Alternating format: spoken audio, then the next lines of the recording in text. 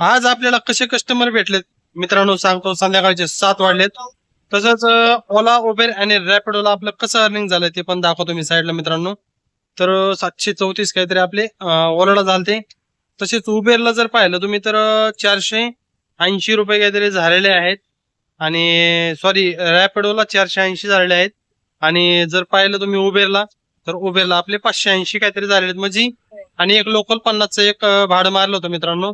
तर असे मिळून आपले 1800 रुपयाच्या आसपास काहीतरी अर्निंग झालंय. आणि 1800 1850 रुपये.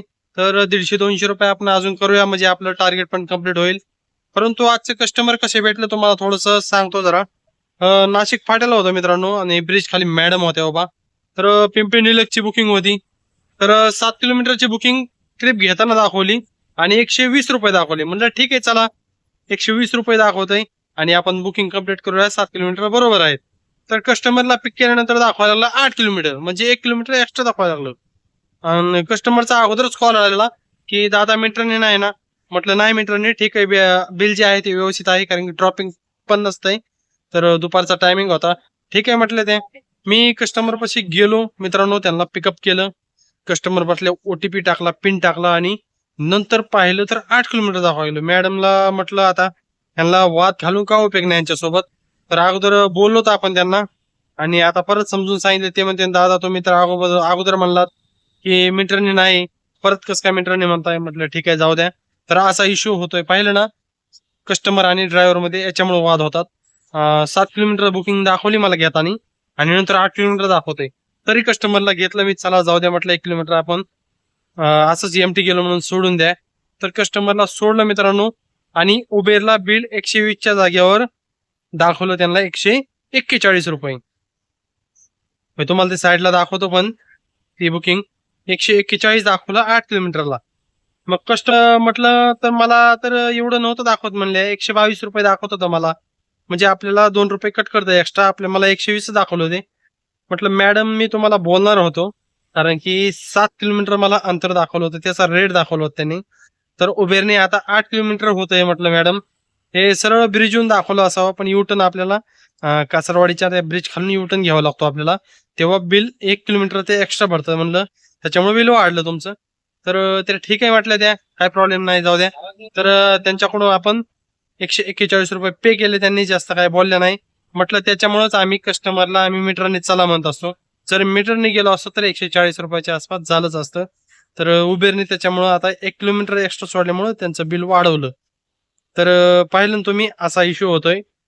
ओला, उबेर आणि रॅपिडो कस्टमरला जर हा व्हिडिओ पाहत असाल तर पहा असा इश्यू होतो की कस्टमरकडून कधी कधी जास्त पण घेतले जातात पीक आवर मध्ये. तर ते पण तुमचे मीटरमुळे वाचू शकतात. त्यामुळे मीटरने शक्यतो डायरेक्ट बुकिंग केले की ड्रायव्हर लोकांना म्हणत जा की मीटर प्रमाणे येणार का. कारण की मीटर जे आहे ते गव्हर्नमेंट रेटने असतंय. तर फक्त किलोमीटर तुम्ही चेक करत जा तुमच्या मॅपने की तुम्ही रूट सांगू शकताय. तर काही काही गाड्यावाले काय करतात, रिक्षावाले असणार कॅबवाले, तर ते थोडंसं एक्स्ट्रा फिरून येतात. एक्स्ट्रा फिरलं की तुमचं फेअर वाढतं, बिल वाढतं. त्याच्यामुळे काय करायचं मीटरने चला म्हणायचं. परंतु रूट जो आहे ते तुम्ही सांगायचा. जर त्या रूटने येत नसेल तर लगेच तुम्ही कॅन्सल करू शकताय, लगेच उतरू शकताय. तर असं करत जा मित्रांनो. तर तुम्हाला कंप्लेंट पण करता येते त्याच्यावरती. तर चांगले गाड्यावाले बरेच आहेत. फक्त 10 ते 20% असे गाड्यावाले आहेत की जे मुद्दामून काहीतरी एक्स्ट्रा लावतात किंवा एक्स्ट्रा नाही भेटले तर मग फिरून नेतात. मग आपला बिझनेस होईल पूर्ण. तर या गोष्टीने आपला बिझनेस पण वाढत नाही मित्रांनो. त्याच्यामुळं मीटरने चलत जा. ओलाचा इश्यू सांगतो मी तुम्हाला सगळ्यात मोठा. पिकअप मला दाखवलं 200 मीटरवर. बुकिंग होती 110 रुपयाची. चला म्हटलं ठीक आहे. 6.5 किलोमीटर काहीतरी दाखवलं आणि 110 म्हणलं चला. टांगे चौकातून आपल्या याला होती चिंचवड रेल्वे स्टेशनला. पिकअप 200 मीटर दाखवलं आणि चालू केल्यानंतर मॅप दाखवला 1.5 किलोमीटर. कस्टमरला म्हणलं तुम्हाला कुठे तुम्ही म्हणले इथे इथे उभा आहे. म्हटलं अहो तुम्ही लोकेशन जे आहे ते रॉंग टाकलेलं आहे. ती म्हटली नाही मी जिथं उभा आहे तिथलं लाईव्ह लोकेशन घेतलंय. तर ओलाचा इश्यू असा आहे मित्रांनो की लाईव्ह लोकेशन घेतल्यानंतर ते कुठलं पण लोकेशन घेतं. त्याच्यामुळे कस्टमरला विनंती असेल की तुम्ही जिथं उभा आहात तिथल्या आसपासचे जे बिल्डिंग आहे त्याचं नाव टाकत जावा. किंवा जागेवर तुम्ही लाईव्ह घेतलं तर 1-2 किलोमीटर ड्रायव्हर एमटी जातो आणि तुम्ही तिथं नसताय. मग म्हणताय यार ड्रायव्हर तर अजून लांब दाखवतोय, मग कॅन्सल मारताय. मग हे ड्रायव्हरचं नुकसान होतंय. त्याच्यामुळे तुम्हाला एक सिंपल पर्याय आहे की जे जिथं उभा आहात तिथं पिकअप लोकेशन टाकत जावा किंवा बुकिंग केली की लगेच कॉल करायची रिक्षावाल्यांना की तुम्ही कॅबवाल्यांना पण तर इथे इथे अशा सोसायटी तिथे या म्हणून तर त्याने काय होईल की ड्रायव्हर लोकांचा पण वेळ आणि तुमचा पण वेळ वाचल आणि ड्रायव्हर पण चुकीचं म्हणजे त्याचं जो नुकसान होईल ते पण वाचल. तर ठीक आहे मित्रांनो आणि ज्यांना उबेर आय डी ओपन करायची असेल त्यांनी मी खाली दिलेल्या नंबरवरती व्हॉट्सअप मेसेज करायचा आहे की आय डी ब्लॉक झालेली आहे दादा.